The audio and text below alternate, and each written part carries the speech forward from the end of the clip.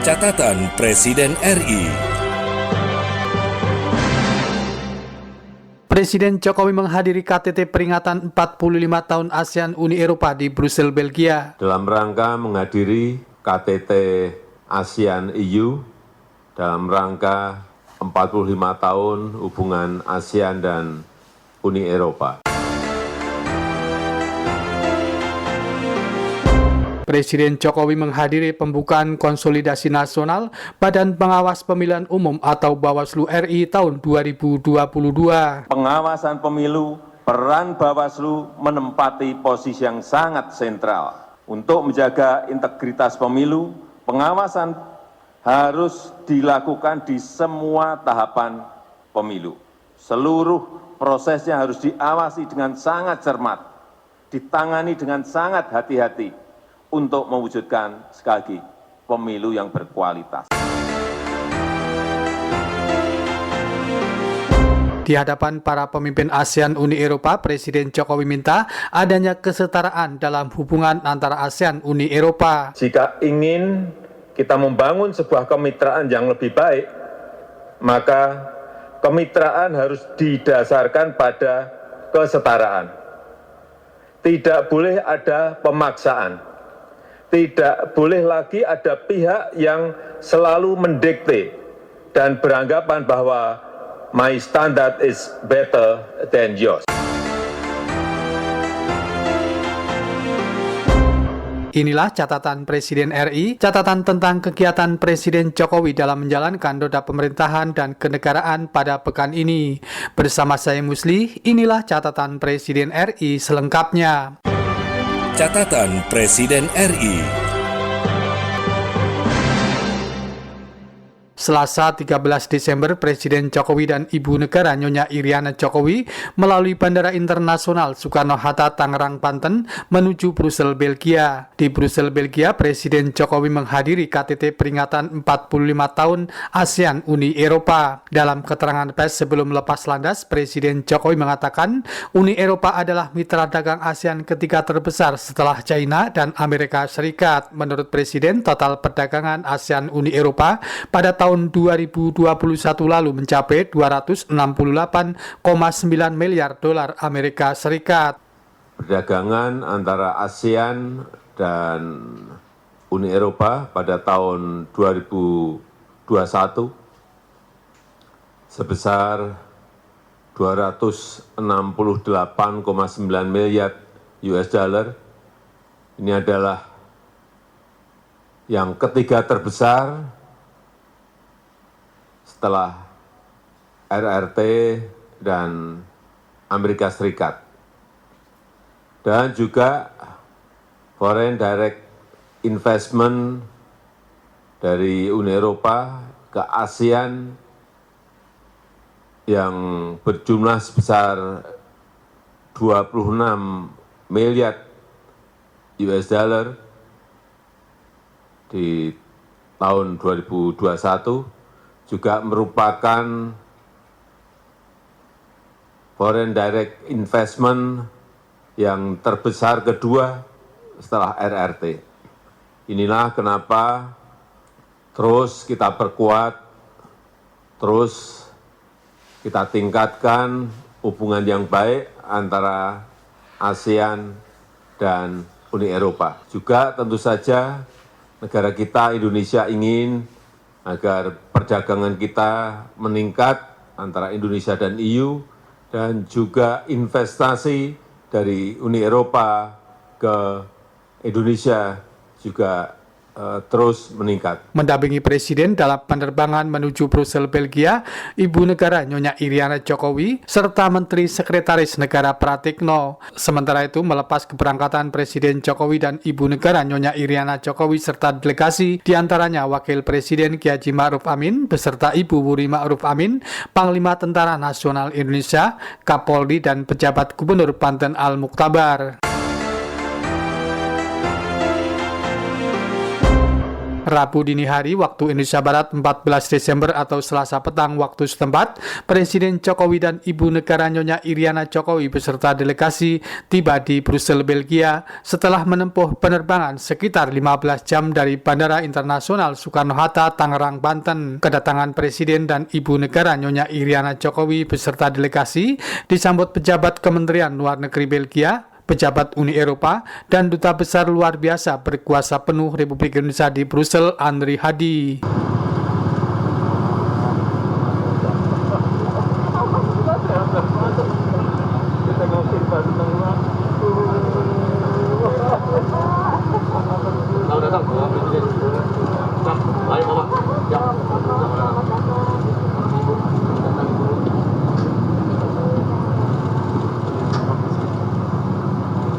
Mendampingi Presiden Jokowi dan Ibu Negara Nyonya Iriana Jokowi dalam kunjungan tersebut, Menteri Sekretaris Negara Pratikno. Sementara itu, Menko Bidang Perekonomian Erlangga Hartarto, Menteri Luar Negeri Retno Marsudi, dan Menteri Perindustrian Agus Gumiwang Kartasasmita sudah terlebih dahulu tiba di Brussel, Belgia.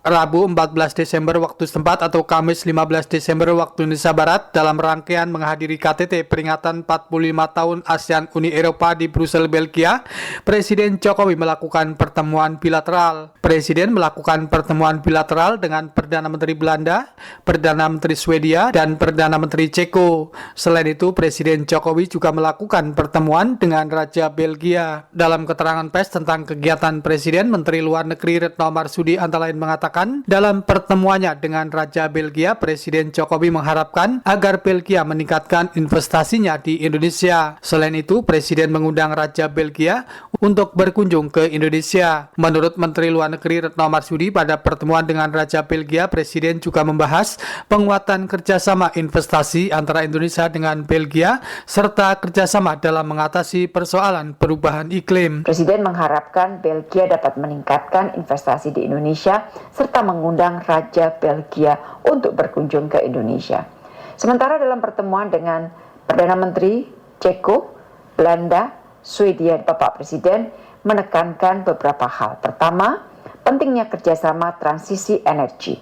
Presiden berharap kerjasama dalam konteks Just Energy Transition Partnership dapat segera dijalankan, dan Indonesia akan segera menyiapkan desain project-nya.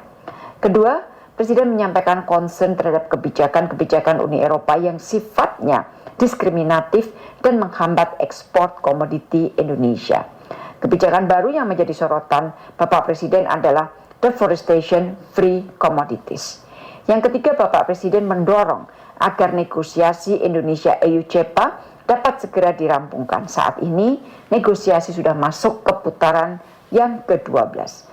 Dan yang keempat, Presiden memberikan informasi mengenai prioritas keketuaan Indonesia di ASEAN tahun depan. Lebih lanjut, Retno Marsudi menjelaskan Presiden Jokowi menyampaikan peluang kerjasama investasi kedua negara sangat besar. Dalam pertemuan bilateral itu, Presiden Jokowi didampingi sejumlah menteri anggota Kabinet Indonesia Maju yang mendampingi kunjungan Presiden, diantaranya Menteri Luar Negeri Retno Marsudi dan Menteri Sekretaris Negara Pratikno. Rabu 14 Desember waktu Brussel, Belgia atau Kamis 15 Desember waktu Indonesia Barat, Presiden Jokowi menghadiri KTT peringatan 45 tahun ASEAN Uni Eropa di Justus Lipsius Atrium, Brussel, Belgia. Presiden Jokowi pada pembukaan acara tersebut memberikan pidatonya di hadapan para peserta KTT. Presiden Jokowi mendorong kemitraan ASEAN Uni Eropa harus didasarkan pada prinsip kesetaraan. Lebih lanjut, Presiden mengatakan jika ingin membangun sebuah kemitraan yang baik, maka kemitraan harus didasarkan pada kesetaraan dan tidak boleh ada pemaksaan. Oleh sebab itu, jika ingin kita membangun sebuah kemitraan yang lebih baik, maka kemitraan harus didasarkan pada kesetaraan. Tidak boleh ada pemaksaan. Tidak boleh lagi ada pihak yang selalu mendikte dan beranggapan bahwa my standard is better than yours. Para pemimpin yang saya hormati, selama beberapa dekade Asia Tenggara telah menjadi economic powerhouse. Semua proyeksi mengatakan bahwa Asia Tenggara akan tetap menjadi pusat pertumbuhan. Dengan demikian, kemitraan dengan ASEAN dipastikan akan menguntungkan. September tahun ini, EU ASEAN Business Council mengeluarkan hasil survei mengenai persepsi bisnis di ASEAN. 63% responden melihat ASEAN sebagai kawasan dengan kesempatan ekonomi terbaik. 69% responden mengharapkan pasar ASEAN menjadi lebih penting dari aspek pendapatan global dalam 2 tahun ke depan. Dan 97% responden berharap adanya percepatan perundingan FTA ASEAN-EU dan anggotanya. Mari kita bangun kemitraan yang setara dan saling menguntungkan. Dari pandemi dan krisis multidimensi yang kita hadapi saat ini, kita petik pelajaran penting bahwa to grow and to prosper together is the only option. Kita tidak hanya harus maju bersama, namun juga harus maju setara. Setelah mengikuti sesi pembukaan KTT, Presiden Jokowi bersama pemimpin ASEAN dan Uni Eropa melakukan sesi foto bersama sebelum memulai pertemuan sidang pemimpin ASEAN dan Uni Eropa. Mendampingi Presiden Jokowi dalam pembukaan KTT peringatan 45 tahun ASEAN Uni Eropa, Menko Bidang Perekonomian Erlangga Hartarto, serta Menteri Luar Negeri Retno Marsudi. Rabu 14 Desember di sela-sela mendampingi Presiden Jokowi pada pertemuan KTT peringatan 45 tahun ASEAN Uni Eropa, Menteri Perindustrian Agus Gumiwang Kartasasmita menjelaskan tentang persoalan insentif pembelian kendaraan listrik. Menurut Agus Gumiwang Kartasasmita, pemerintah saat ini masih dalam finalisasi dan menghitung besaran insentif pembelian kendaraan baik mobil maupun motor listrik yang mempunyai pabrik di Indonesia. Menurut Agus Gumiwang Kartasasmita, besaran subsidi pembelian mobil atau motor listrik tersebut masih terus dihitung. Ini akan kami hitung, tapi kira-kira untuk pembelian mobil listrik akan diberikan insentif sebesar 80 juta. Untuk pembelian mobil listrik berbasis hybrid akan diberikan insentif sebesar 40 juta. Dan juga untuk motor listrik yang baru itu akan diberikan insentif sekitar 8 juta. Sementara motor konversi menjadi motor listrik itu akan diberikan insentif sekitar 5 juta rupiah. Selain Menteri Perindustrian Agus Gumiwang Kartasasmita, sejumlah menteri anggota Kabinet Indonesia Maju mendampingi Presiden Jokowi menghadiri KTT peringatan 45 tahun ASEAN Uni Eropa di Brussel, Belgia. Di antaranya Menteri Luar Negeri Retno Marsudi dan Menteri Sekretaris Negara Pratikno. Rabu malam 14 Desember waktu Brussel, Belgia, Presiden Jokowi dan Ibu Negara Nyonya Iriana Jokowi beserta delegasi bertolak kembali menuju ke tanah air setelah mengikuti seluruh rangkaian KTT peringatan 45 tahun ASEAN Uni Eropa. Pesawat Garuda Indonesia GIA-1 yang membawa Presiden Jokowi dan Ibu Negara Nyonya Iriana Jokowi serta delegasi lepas landas sekitar pukul 22:30 waktu setempat. Mendampingi Presiden Jokowi dan Ibu Negara Nyonya Iriana Jokowi dalam penerbangan menuju ke tanah air, Menteri Sekretaris Negara Pratikno.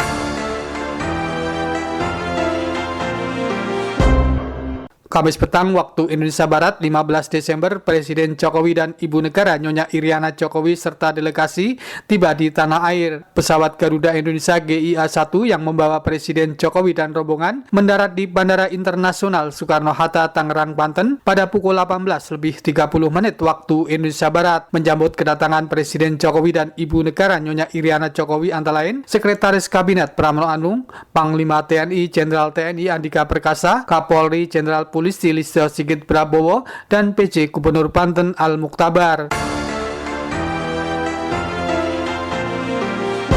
Sabtu 17 Desember, Presiden Jokowi di Jakarta menghadiri pembukaan konsolidasi nasional Badan Pengawas Pemilihan Umum atau Bawaslu RI tahun 2022. Presiden Jokowi pada sambutannya antara lain menegaskan pengawasan pemilu menempati posisi yang sangat sentral untuk membangun pemilu yang berkualitas. Lebih lanjut, Presiden Jokowi menjelaskan pemilu dan pilkada tahun 2024 akan menjadi pesta demokrasi terbesar dalam sejarah pemilu di Indonesia dan mungkin terbesar di dunia. Pada kesempatan itu, Presiden Jokowi mengatakan kualitas pemilu merupakan fondasi politik yang penting dalam bernegara dan pemerintahan. Oleh karena itu, pengawasan pemilu, peran Bawaslu menurut Presiden menempati posisi yang sangat sentral. Kualitas pemilihan umum merupakan fondasi politik yang penting di dalam kita bernegara dan berpemerintahan. Untuk itu, pengawasan pemilu, peran Bawaslu menempati posisi yang sangat sentral. Untuk menjaga integritas pemilu, pengawasan harus dilakukan di semua tahapan pemilu. Seluruh prosesnya harus diawasi dengan sangat cermat, ditangani dengan sangat hati-hati untuk mewujudkan, sekali lagi, pemilu yang berkualitas. Saya ingin mengingatkan bahwa dalam proses demokrasi, kepercayaan adalah kunci. Kepercayaan adalah kunci. Penyelenggaraan pemilu yang terpercaya akan membuahkan sebuah legitimasi yang kuat.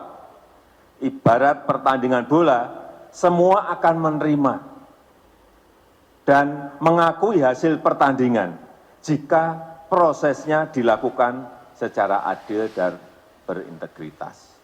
Ini misalnya soal daftar pemilih tetap DPT.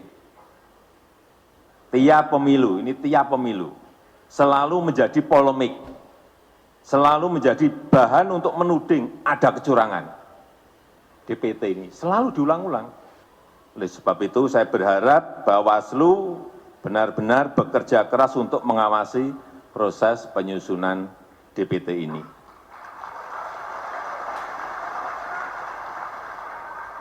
Kalau ada yang menghambat, apalagi dari pihak pemerintah yang tidak kooperatif, nanti Pak Rahmat Bagja laporkan ke saya.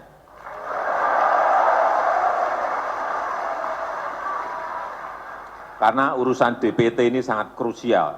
Dari tahun ke tahun selalu ini terus yang menjadi bahan. Dan sangat mempengaruhi trust, mempengaruhi kepercayaan masyarakat kita. Padahal yang namanya data itu, kita ini paling lemah di urusan data. Karena memang geografis kita rentangnya sangat panjang dan sangat beragam. Untuk itu, sekali lagi Bawaslu harus selalu hadir untuk memastikan proses pemilu yang bebas dan rahasia, serta jujur dan adil. Selain itu, Presiden Jokowi mendorong agar Bawaslu melibatkan partisipasi masyarakat seluas-luasnya. Presiden Jokowi juga minta agar Bawaslu menggencarkan pendidikan politik, literasi, dan partisipasi masyarakat untuk menjaga pemilu yang berintegritas dan berkualitas. Hadir mendampingi Presiden pada kesempatan itu diantaranya Menteri Hukum dan HAM Yasona Lauli, serta PJ Gubernur Provinsi DKI Jakarta Heru Budi Hartono. Demikian catatan Presiden RI, catatan tentang kegiatan Presiden Jokowi pada pekan ini.